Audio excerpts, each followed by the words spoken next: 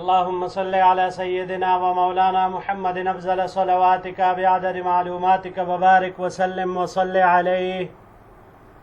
بسم اللہ الرحمن الرحیم. عزیز طلباء کرام، امید ہے انشاءاللہ العزیز آپ سب خیر و عافیت کے ساتھ ہوں گے. جامع السنن الترمذی جلد ثانی کے ابواب المناقب عن رسول اللہ صلی اللہ علیہ وسلم کے باب مناقب ابی حفص عمر بن الخطاب رضی اللہ تعالی عنہ کے دوسرے اور آخری حصے کے ساتھ اللہ جل شانہ کے فضل و کرم سے ایک مرتبہ پھر آپ احباب کے خدمت میں حاضر ہونے کا موقع ملا. بحمد اللہ تعالی. عزیز طلباء کرام، آج ہمارا سبق نمبر 485 ہے، تو بڑھتے ہیں اپنے سبق کی طرف. باب وبه قال حدثنا الحسين بن حريث قال حدثنا علي بن الحسين بن واقد قال حدثني أبي قال حدثني عبد الله بن بريدة قال سمعت بريدة رضي الله تعالى عنه يقول.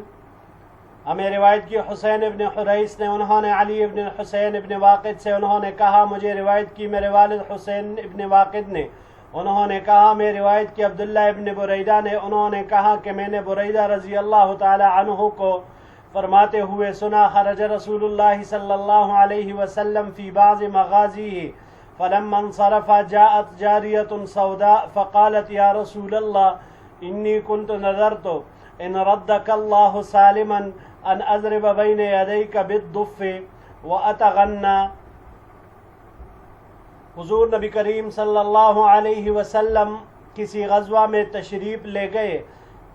جب لوٹ کر واپس آئے تو ایک کالی باندی آئی، آپ علیہ السلام کی خدمت میں حاضر ہوئی اور عرض کیا، یا رسول اللہ صلی اللہ علیہ وسلم میں نے نظر مانی تھی، منت مانی تھی کہ اگر اللہ تعالیٰ آپ کو صحیح سلامت واپس لے آئے تو میں آپ کے سامنے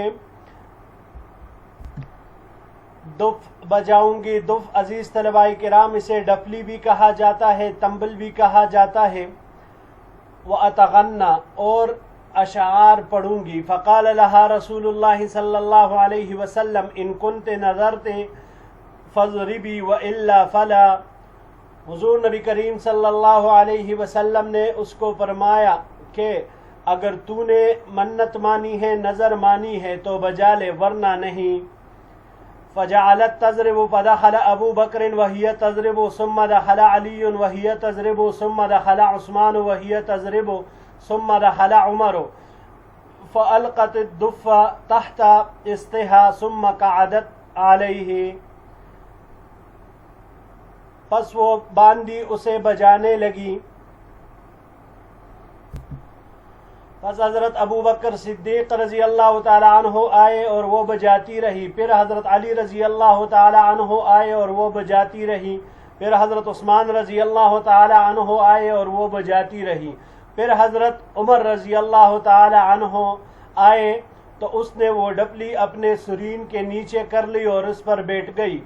فقال رسول اللہ صلی اللہ علیہ وسلم ان الشیطان لا يخاف منك یا عمر انی كنت جالسا وهي تضرب فدخل ابو بکر وهي تضرب ثم دخل علی وهي تضرب ثم دخل عثمان وهي تضرب فلما دخلت انت یا عمر القت الدف.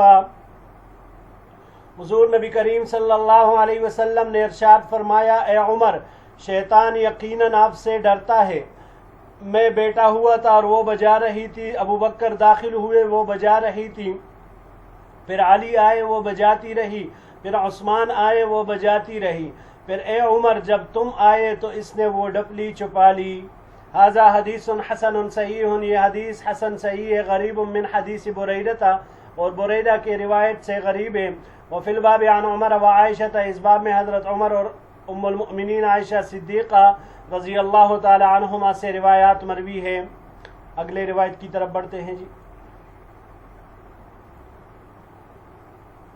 وبه قال حدثنا الحسن بن الصباح البزار قال حدثنا زيد بن الحباب عن خارجة بن عبد الله بن سليمان بن زيد بن ثابت قال أخبرنا يزيد بن رومان عن عروة عن عائشة رضي الله تعالى عنها قالت. ہمیں روایت کی حسن بن صباح البزار نے، انہوں نے زید بن الحباب سے، انہوں نے خارجہ ابن عبداللہ ابن سلیمان ابن زید ابن ثابت سے، انہوں نے کہا کہ مجھے خبر دی یزید ابن رومان نے عروہ سے، انہوں نے ام المؤمنین عائشہ صدیقہ رضی اللہ تعالی عنہا سے کہ انہوں نے فرمایا کان رسول اللہ صلی اللہ علیہ وسلم جالسا فسمعنا لغطا وصوت صبيان فقام رسول الله صلى الله عليه وسلم فإذا حبشية تزفن والصبيان حولها.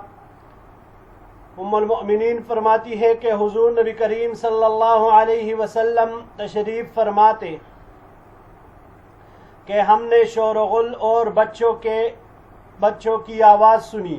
نبی کریم صلی اللہ علیہ وسلم کھڑے ہوئے تو اچانک ایک حبشن کھیل رہی تھی اور اس کے ارد گرد بچے تھے. فقال یا عائشہ تعالی فانظری فجئت فوضعت لحیی علی منکب رسول اللہ صلی اللہ علیہ وسلم فجعلت انظر الیہا ما بین المنکب الى رأسه فقال اما شبعت قالت فجعلت اقول لا لانظر منزلتی عنده. حضور نبی کریم صلی اللہ علیہ وسلم نے مجھے فرمایا عائشہ آؤ اور دیکھو. پس میں آئی، میں نے اپنے جبڑے حضور نبی کریم صلی اللہ علیہ وسلم کے مونڈے مبارک پر رکھ دیے اور میں آپ علیہ السلام کے مونڈے اور سر کے درمیان سے اس عورت کو دیکھنے لگی تو مجھے حضور نبی کریم صلی اللہ علیہ وسلم نے فرمایا کیا تمہارا پیٹ نہیں بھرا؟ یعنی بس ابھی بس کر دیتے ہیں، مطلب یہی تھا کہ ابھی تمہارا پیٹ نہیں بھرا. تو ام المؤمنین فرماتی ہے میں کہتی رہی کہ نہیں. اب عائشہ رضی اللہ تعالی عنہ فرماتی ہے کہ میں آپ علیہ السلام کو انکار کرتی رہی. کس لیے؟ تاکہ میں اپنا مرتبہ آپ علیہ السلام کے ہاں دیکھوں کہ آپ علیہ السلام کب تک میری وجہ سے کڑے رہتے ہیں. تو ام المؤمنین فرماتی ہے اطلع عمر قالت فرفض الناس عنها قالت فقال رسول اللہ صلی اللہ علیہ وسلم انی لانظر الى شیاطین الجن والانس قد فروا من عمر قالت فرجعت. اس وقت حضرت عمر رضی اللہ تعالی عنہ اچانک نکل آئے تو لوگ اس حبشن کے پاس سے تتر بتر ہو گئے. پس حضور نبی کریم صلی اللہ علیہ وسلم نے ارشاد فرمایا کہ میں شیاطین الانس والجن کو دیکھ رہا ہوں کہ وہ عمر رضی اللہ تعالی عنہ کی وجہ سے بھاگے جا رہے ہیں. تو حضرت عائشہ صدیقہ رضی اللہ تعالی عنہا کہتی ہیں فرجعت میں بھی لوٹ گئی. ھذا حدیث حسن صحیح غریب من ھذا الوجہ. یہ حدیث حسن صحیح غریب ہے اس طریق سے. جی عزیز طلباء کرام، ان دونوں روایات میں حضرت عمر رضی اللہ تعالی عنہ کی ایک فضیلت یہاں پر ذکر ہوئی. پہلی جو روایت عزیز طلباء کرام ذکر ہوئی تھی کہ جس میں تاپ کے ساتھ اشعار پڑھنا جو اس باندی نے نظر مانی تھی کہ اپنے اس تمبل کے ساتھ ڈپلی کے ساتھ اس کو بجا کر اس سے اشعار وغیرہ اس کے ساتھ پڑھنا یہ جائز ہے اور یہ گانے کے زمرے میں نہیں آتا، یہ گانا بجانا نہیں ہے.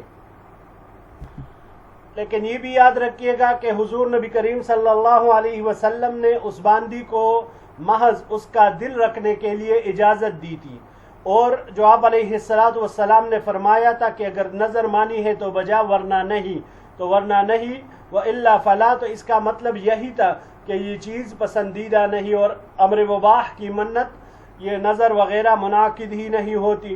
تو آپ علیہ السلام نے صرف اس کا دل رکھنے کے لیے اس کی اجازت وہ دی تھی. پھر جب مختلف حضرات صحابہ کرام آتے رہے لیکن وہ بجاتی رہی، لیکن جب عمر رضی اللہ تعالی عنہ آئے تو اس نے فوراً ہی اپنا وہ ڈپلی کمبل وہ بجانے کی بجائے نیچے رکھ دیا اور خود اس کے اوپر بیٹھ گئی. تو یہی حضرت عمر رضی اللہ تعالی عنہ کی فضیلت ہے. جی بڑھتے ہیں اگلے سلائیڈ کی طرف. باب وبه قال حدثنا سلمة بن شبيب قال حدثنا عبد الله بن نافع الصائغ قال حدثنا عاصم بن عمر العمري عن عبد الله بن دينار عن ابن عمر قال قال رسول الله صلى الله عليه وسلم أنا أول من تنشق عنه الأرض ثم أبو بكر ثم عمر ثم آتي أهل البقيع فيحشرون معي ثم أنتظر أهل مكة حتى أحشر بين الحرمين.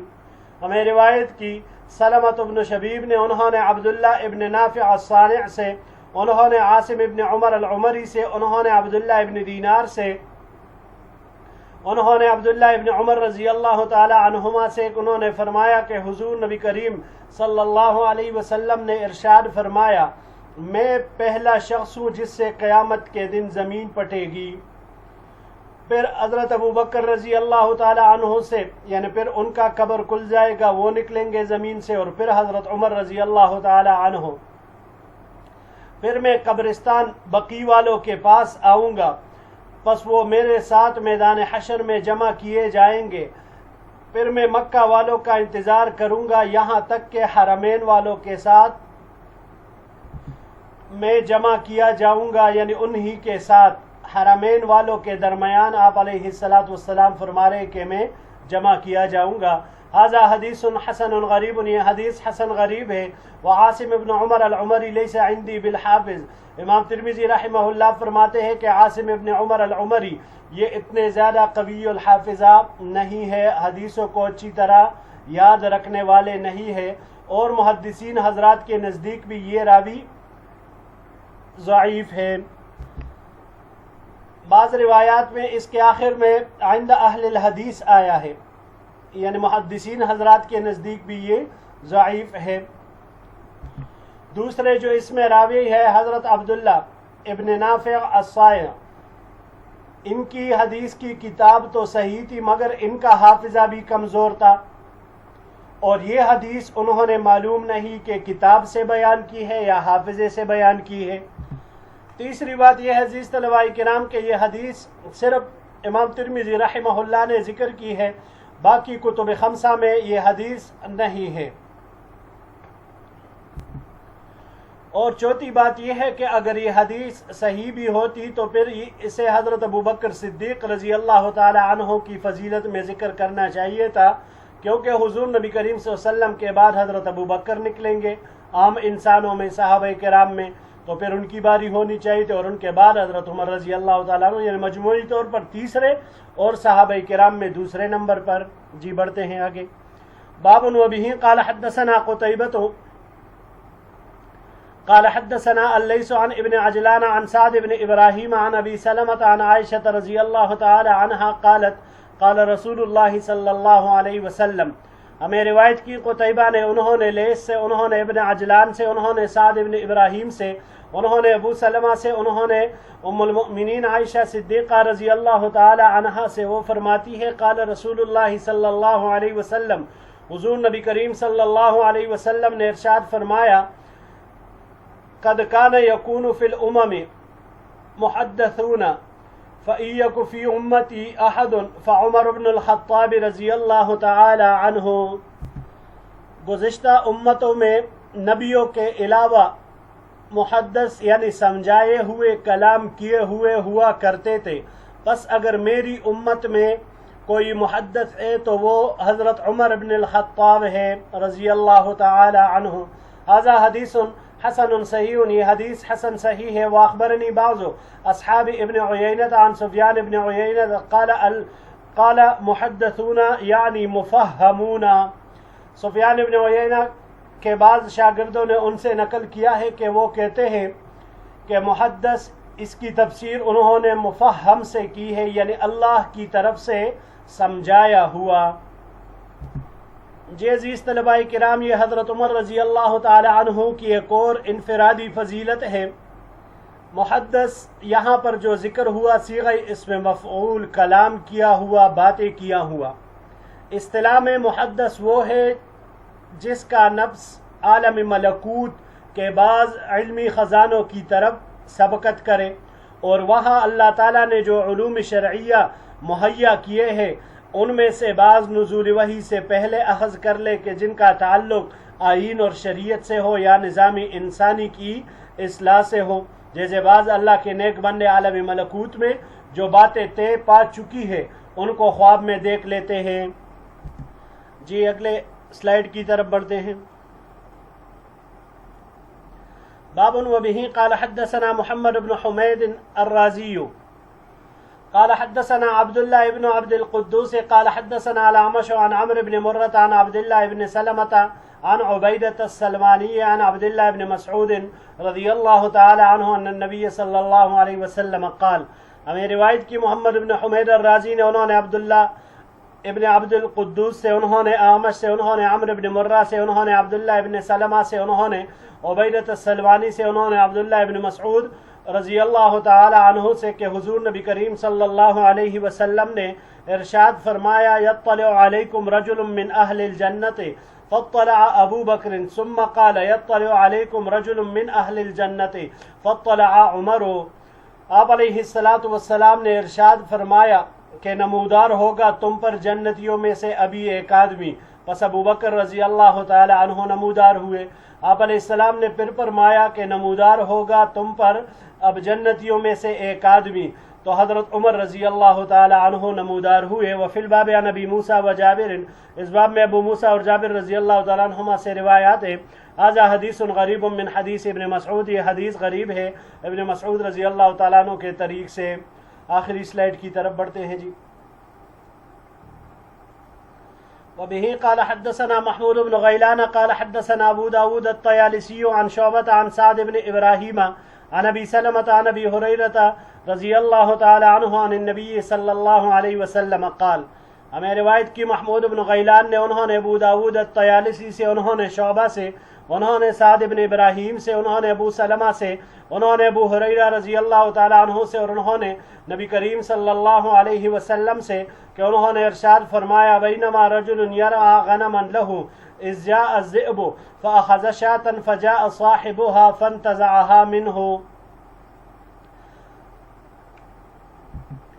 ہمیں روایت کی محمود بن غیلان نے، انہوں نے ابو داود الطیالسی سے، انہوں نے شعبہ سے، انہوں نے سعد بن ابراہیم سے، انہوں نے ابو سلمہ سے، انہوں نے ابو ہریرہ رضی اللہ تعالیٰ عنہ سے، اور انہوں نے نبی کریم صلی اللہ علیہ وسلم سے کہ اس اثنا میں ایک آدمی اپنی بکریاں چرا رہا تھا، اچانک ایک بھیڑیا آیا اور اس نے ایک بکری پکڑی، پس اس کا مالک آیا اور اس نے بکری بھیڑیے سے چرا لی۔ فقال الذئب كيف تصنع بها يوم السبع يوم لا راعي لها غيري؟ قال رسول الله صلى الله عليه وسلم فآمنت بذلك انا وابو بکر وعمر۔ اس بیڑیے نے جواب دیا کہ درندوں کے دن بکری کے ساتھ تو کس طرح کرے گا، کس طرح اس کو تو محفوظ رکھے گا۔ حضور نبی کریم صلی اللہ علیہ وسلم نے فرمایا، لوگوں نے جب یہ بات سنی تو سب لوگ تعجب کی وجہ سے سبحان اللہ کہنے لگے کہ دیکھو یہ بیڑیا بول پڑا۔ حضور نبی کریم صلی اللہ علیہ وسلم نے ارشاد فرمایا، میں اس پر ایمان لایا، میں ابو بکر اور عمر۔ قال ابو سلمہ وما ہما فی القوم یومئذ، کہ ابو سلمہ کہتے ہیں کہ حضرت ابو بکر رضی اللہ تعالی عنہ اور حضرت عمر رضی اللہ تعالی عنہ، وہ دونوں حضرات اس وقت ان لوگوں میں موجود نہیں تھے، تو آپ علیہ الصلاۃ والسلام نے ان دونوں کو قوت ایمانی میں اپنے ساتھ ملایا۔ وبہ قال حدثنا محمد بن بشار قال حدثنا محمد بن جعفر قال حدثنا شعبۃ عن سعد نحوہ ھذا حدیث حسن صحیح، یہ حدیث حسن صحیح ہے۔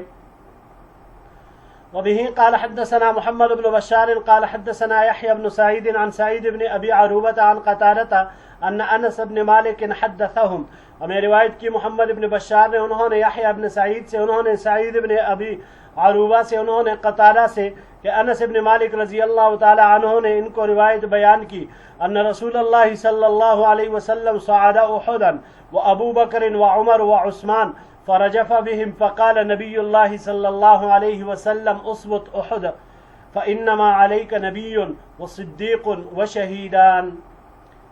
انس رضی اللہ تعالیٰ عنہ نے فرمایا کہ حضور نبی کریم صلی اللہ علیہ وسلم احد پہاڑ پر چڑھے اور آپ کے ساتھ ابو بکر، عمر اور عثمان رضی اللہ تعالی عنہم اجمعین بھی تھے، تو احد کا پہاڑ زور زور سے ہلنے لگا۔